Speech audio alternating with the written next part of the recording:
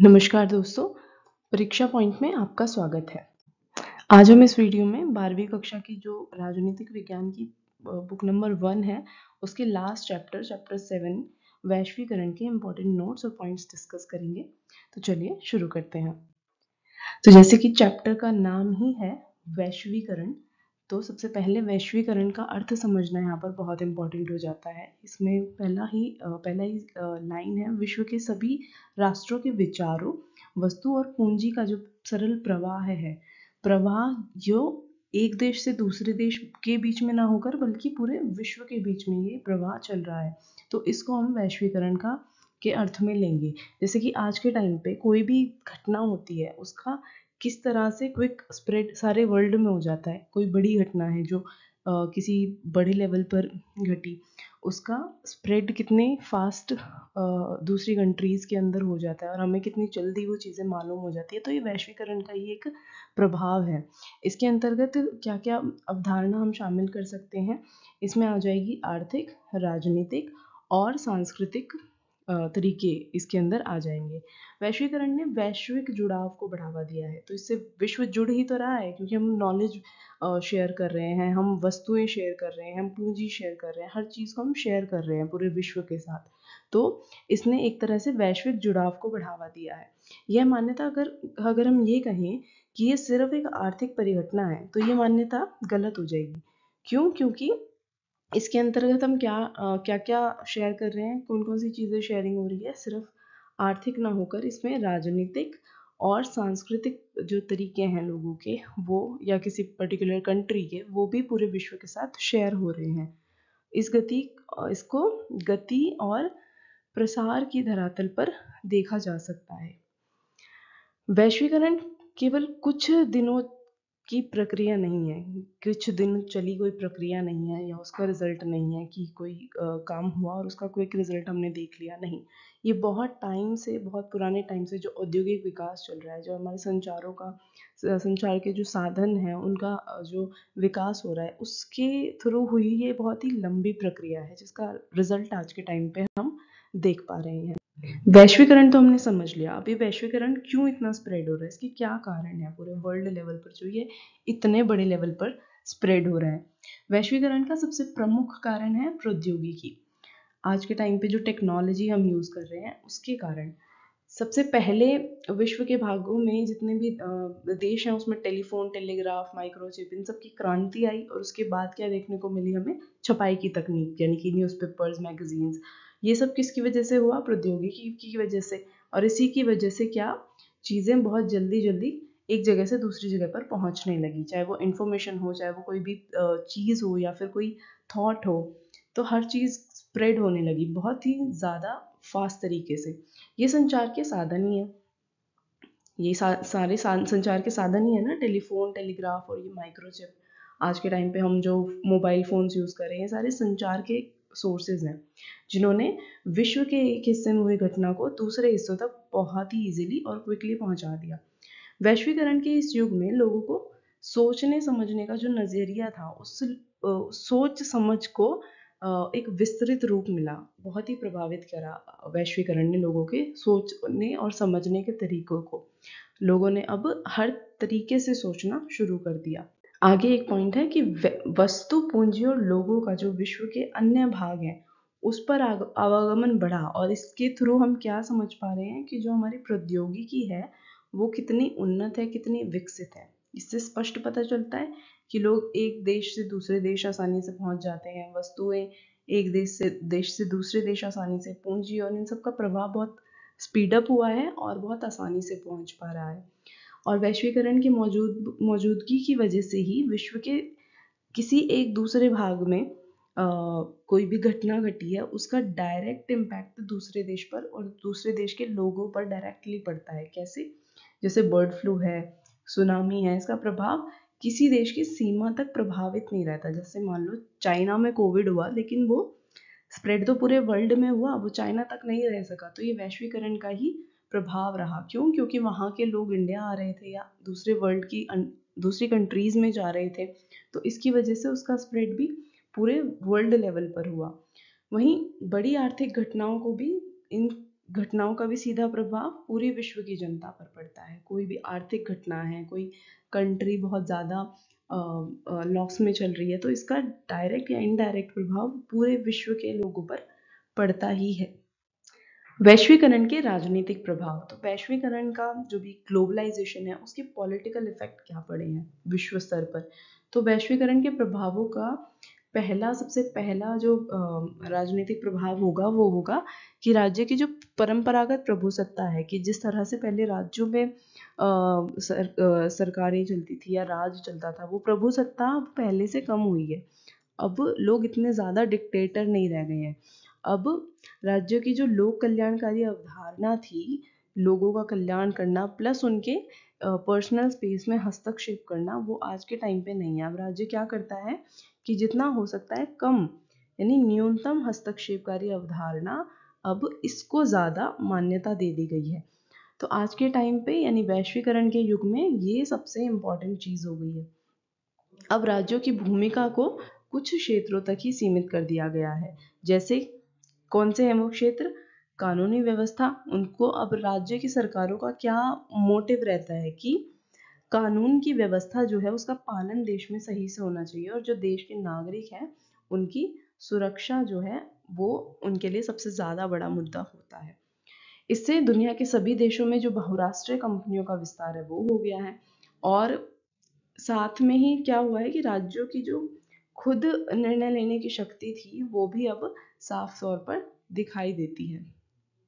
कैसे प्रभावित होती है? अब खुद निर्णय नहीं ले सकता राज्य, अब जनता की राय जानना भी बहुत इम्पोर्टेंट है। अब राज्य डिक्टेटरशिप नहीं चला सकता किसी भी कंट्री में, जनता का साथ होना और भी ज़्यादा इम्पोर्टेंट हो गया है।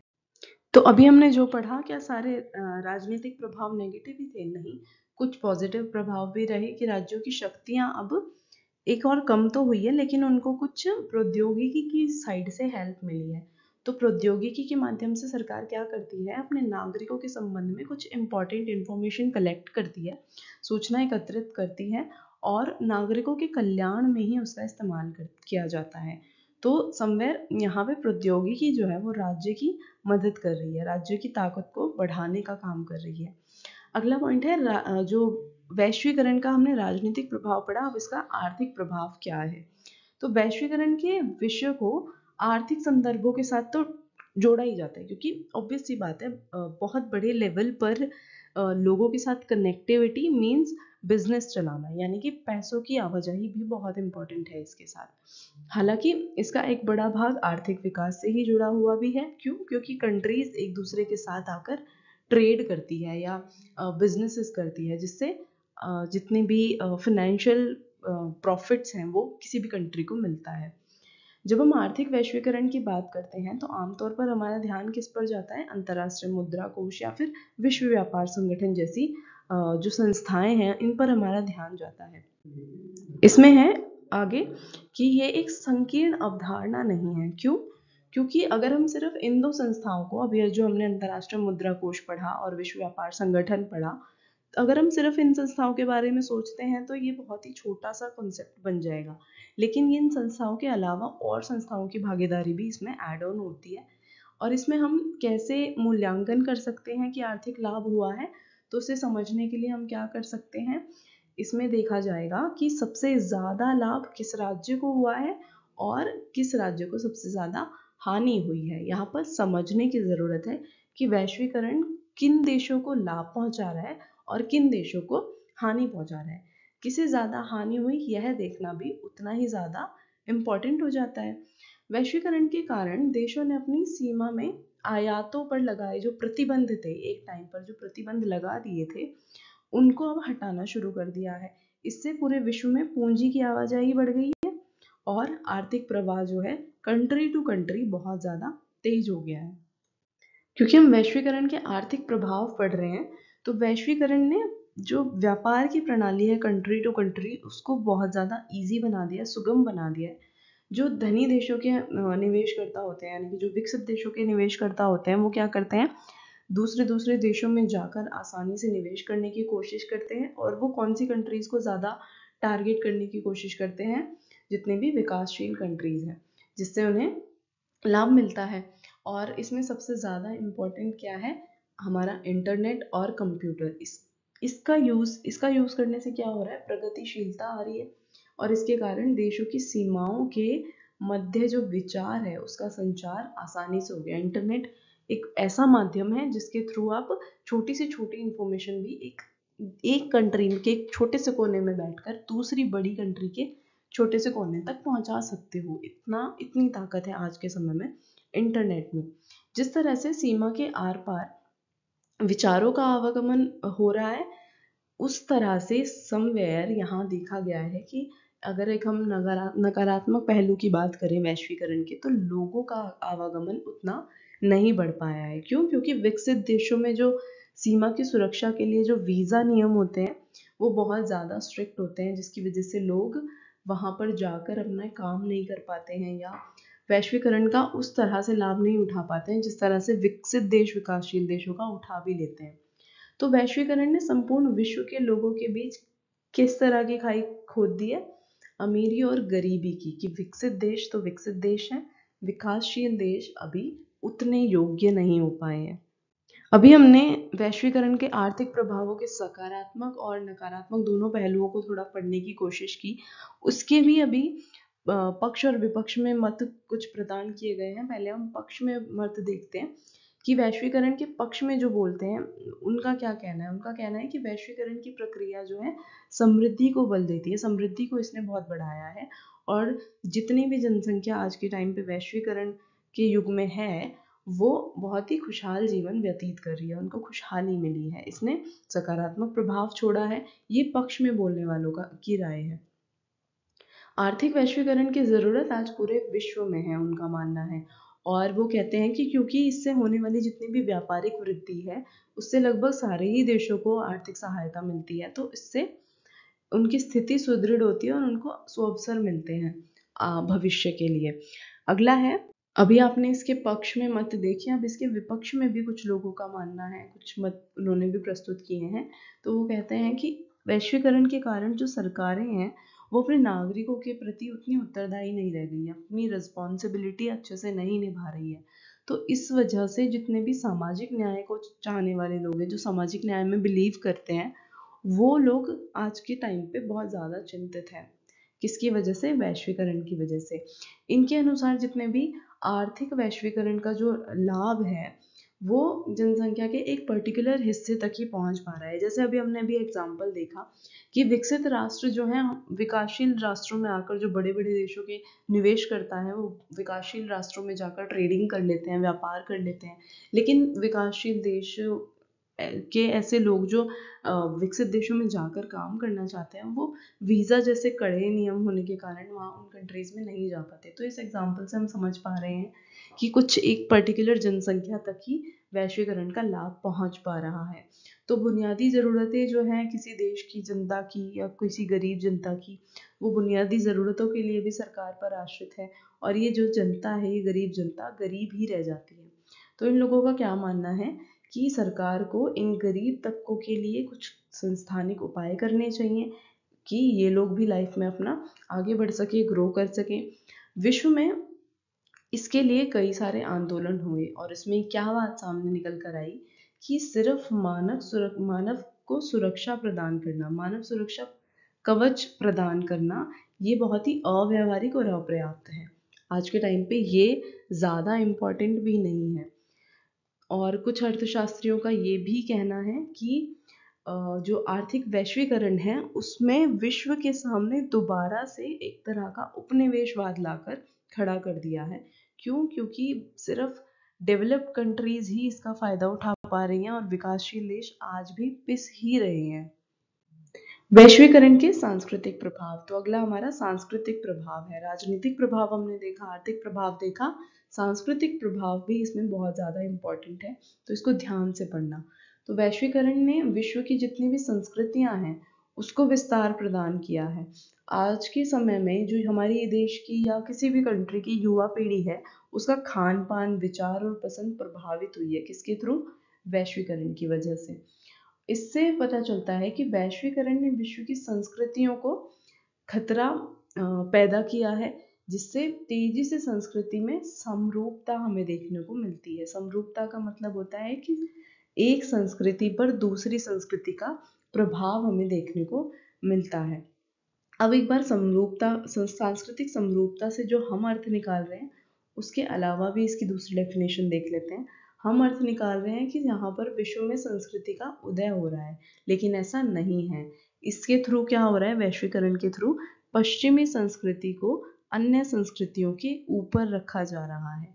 लोगों का अपनी संस्कृति से ध्यान भटकाकर पश्चिम की संस्कृति को ज़्यादा मान्यता प्रदान की जा रही है थ्रू द वैश्वीकरण या ग्लोबलाइजेशन। अब इस पक्ष में विद्वानों का क्या तर्क है? विद्वान क्या मानते हैं? उनका कहना है कि जितनी भी कंट्रीज हैं वर्ल्ड की, वो अपनी संस्कृति को भूलकर अमेरिकी संस्कृति को अपनाने की कोशिश में है और उसी के अनुरूप अपने आप को ढालने का प्रयास कर रही है। अमेरिकी जीवन शैली के मध्य किस तरह की चीज़ें ज़्यादा फेमस हैं? बर्गर, पिज़्ज़ा, जीन्स, इस तरह की चीज़ें ज़्यादा प्रभावित हम लोगों को कर देती हैं। ऐसा माना जाता है कि संस्कृतियों का जो प्रभाव है या नेगेटिव इम्पैक्ट है किसी भी संस्कृति पर तब पड़ता है जब वो संस्कृति और संस्कृति को मानने वाले लोग या वो समाज बहुत कमज़ोर है। इस तरह का जो सांस्कृतिक वैश्वीकरण है, ये जो संस्कृति को लेकर वैश्वीकरण हुआ है, इससे सिर्फ गरीब देश ही इम्पैक्ट नहीं हो रहे हैं, ये पूरे वर्ल्ड के लिए ही घातक है। पूरे वर्ल्ड के लिए घातक बन सकता है। सांस्कृतिक वैश्वीकरण की वजह से प्रत्येक संस्कृति अपने में अलग और विशिष्ट प्रतीत हो रही है। कोई भी संस्कृति अब ओरिजिनल नहीं रह गई है, सब चीज़ों का मिक्सचर और सबसे अलग वो दिखती है। इसको क्या कहा जाएगा? सांस्कृतिक वैभिन्नीकरण। इसने संस्कृतियों के मेल को पूर्ण रूप से समाप्त भी नहीं किया है। मतलब हम पूरी तरह से अमेरिकी संस्कृति को भी नहीं अपना पा रहे हैं और अपनी संस्कृति को भी नहीं अपना पा रहे हैं, लेकिन हम अपनी एक तरफा जो संस्कृति है उसकी तरफ भी नहीं है, तो हम कहीं बीच में खड़े रह गए हैं। अगला हमारा पॉइंट है वैश्वीकरण और भारत। भारत वैश्वीकरण को लेकर किस तरह से सोचता है? तो भारत जब औपनिवेशिक काल में था उस दौरान और ब्रिटेन की जो साम्राज्यवादी नीति है, उन नीतियों के कारण उसने अपनी जो बुनियादी नीति थी वो क्या बनाई? वस्तुओं और कच्चे माल का निर्यातक भारत उस टाइम पे रहा। लेकिन भारत ने इन ताकतों से, किन ताकतों से? जितने भी औपनिवेशिक ताकतें भारत में रही, ब्रिटेनी साम्राज्य जो रहा, इन ताकतों से सीख ली और संरक्षणवादी व्यवस्था की ओर भारत बढ़ा। इससे भारत के कुछ क्षेत्रों में समस्याएं उत्पन्न होने लगी और 1991 में देश में बहुत सारे संकट जो है, समस्याएं जो है वो उभरने लगी और आर्थिक संकट आ गया। आर्थिक वृद्धि की निम्न दर शामिल रही इसके अंतर्गत। आर्थिक संकट आया मीन्स आर्थिक वृद्धि जो थी वो बहुत ज़्यादा कम हो गई। इसके बाद से इन क्षेत्रों में लगाए गए विदेशी निवेश के जो प्रतिबंध थे उनको हटाया गया। भारत में वैश्वीकरण का जो परिणाम है हम अभी उसका अंदाज़ा नहीं लगा सकते। क्यों? क्योंकि भारत में अगर हम वैश्वीकरण अपनाने का रीज़न जानेंगे, भारत का लक्ष्य जानेंगे, तो वो होगा कि इसकी ऊंची आर्थिक वृद्धि होनी चाहिए और उसके साथ साथ क्या होना चाहिए? इसकी आर्थिक समृद्धि में भी सबको समाहित किया जाए, यानी कि इसके नागरिकों की भी समृद्धि हो। तब हम कह सकते हैं कि भारत को वैश्वीकरण का लाभ या हानि मिली है। अगला हमारा पॉइंट है वैश्वीकरण का प्रतिरोध। इसमें आपने पक्ष और विपक्ष में मत सुने, अब इसका वैश्विक स्तर पर विरोध भी हुआ और जितने भी हमारे वामपंथी समर्थक हैं राजनीति में, अब पहले वामपंथी समर्थकों को समझ लेते हैं, जो मानते हैं कि किसी देश के समाज के सभी तबकों का आर्थिक और सामाजिक विकास जो है एक ही लेवल पर हो, अच्छा विकास हो लेकिन सबका इक्वल विकास होना चाहिए। इस तरह के जो समर्थक हैं उनका कहना है कि जो आज के टाइम की ये प्रचलित वैश्वीकरण की प्रक्रिया है, उसमें जितने भी निजी कंपनियां हैं वो अपने उत्पादन और वितरण का लाभ उठाने के उद्देश्य से कार्य करती है। उनका उद्योग जो है, उत्पादन जो है, उनका संचालन ही इसलिए होता है ताकि वो अपना खुद का आर्थिक लाभ बना सके और इस प्रकार ये क्या कहलाया जाता है? पूंजीवादी अर्थव्यवस्था के रूप में इसको देखा जाता है। और दूसरी ही तरफ अगर देखा जाए तो इसमें क्या है? ये सिर्फ अपने लक्ष्य को साधने के लिए ही, अपने लाभ के लिए ही इसको वैश्वीकरण का नाम दे रहे हैं। इसमें जो गरीब जनता है वो और ज़्यादा गरीब, अमीर और भी ज़्यादा अमीर बनता जा रहा है। वैश्वीकरण ने राज्य के जो निर्धन है उसको सुरक्षा के लिए राज्य को ही कमजोर बना दिया है। वैश्वीकरण लोगों को उनकी आधारभूत संस्कृति से दूर ले गया है। ये बहुत ही इम्पोर्टेंट मुद्दा है वैश्वीकरण के साथ। उसने पुराने मूल्यों और क्रियाकलापों से उनसे जो लोग हैं अपने क्रियाकलापों और अपनी संस्कृति से दूर होते जा रहे हैं। ऐसे कई आंदोलन हुए जिसमें वैश्वीकरण का विरोध हुआ, लेकिन इसका कोई मूलभूत आधार नहीं था। इन आलोचकों ने कुछ विशिष्ट वैश्वीकरण के क्रियाकलापों को साम्राज्यवाद का ही रूप कहा। ये एक तरह से दोबारा से उपनिवेशवाद और साम्राज्यवाद थोपा जा रहा है विश्व के छोटे देशों पर जो कि गरीब देश हैं। वर्ष 1999 में सिएटल की विश्व व्यापार संगठन की एक बैठक हुई। उसमें व्यापार के कुछ अनुचित नियमों का विरोध किया गया। ये वैश्वीकरण के होते हुए ही सारी चीजें हुई। इनका कहना था कि इस उदित होते वैश्वीकरण में विकासशील जो देश है उनके हितों को अनदेखा किया गया है क्योंकि विकसित राष्ट्र अपना दबदबा बनाने की कोशिश कर रहे हैं। वर्ल्ड सोशल फोरम जो कि एक नव उदारवादी वैश्वीकरण के विरोध में एक विश्व स्तरीय मंच है। अगर एग्जाम में आपसे क्वेश्चन बनता है कि वर्ल्ड सोशल फोरम क्या है, तो आप लिख सकते हैं कि ये उदारवादी वैश्वीकरण के विरोध में एक विश्व स्तरीय मंच प्रदान करता है। किसको? जितने भी गरीब देश हैं, विकासशील देश हैं। इसमें महिला कार्यकर्ता संगठन है, युवा और पर्यावरणविद, मानवाधिकार कार्यकर्ता आदि सभी शामिल हो जाते हैं। ये सभी मिलकर क्या करते हैं, जो नव उदारवाद है उस नव उदारवादी जो वैश्वीकरण है उसका विरोध करते हैं। तो ये एक तरह से मंच प्रदान करता है किस तरह के लोगों को, जो संगठन है, महिला कार्यकर्ता संगठन है, युवा संगठन है, पर्यावरणविद संगठन है, इस तरह के संगठनों, इस तरह के कार्यकर्ताओं को एक मंच प्रदान करता है नवोदारवादी वैश्वीकरण का विरोध करने के लिए। भारत ने वैश्वीकरण का किस तरह से प्रतिरोध किया? तो भारत ने कई विचारधाराओं ने जिसमें राजनीतिक संगठनों के साथ मिलकर और इंडियन सोशल फोरम के साथ मिलकर आर्थिक वैश्वीकरण का बड़े लेवल पर जो है विरोध किया है। बहुराष्ट्रीय निगम क्या करते हैं, जितने भी औद्योगिक और कृषि क्षेत्र हैं उसमें प्रवेश करने की कोशिश करते हैं। तो इसका विरोध किसने किया? किसानों और श्रमिक संगठनों ने इसका विरोध किया। अमेरिका की और यूरोपीय संघ की जो कंपनीज हैं उनका विरोध किया गया। क्यों? क्योंकि इन्होंने नीम और इसकी जैसी अन्य जो वनस्पतियां हैं उस पर पेटेंट कराया। पेटेंट का अर्थ होता है कि आप आधिकारिक रूप से इसके मालिक हो गए हो और अगर आपके अलावा इसका कोई और इस्तेमाल या इसको उगाने की कोशिश करेगा तो उस पर कानूनी कार्रवाई की जाएगी।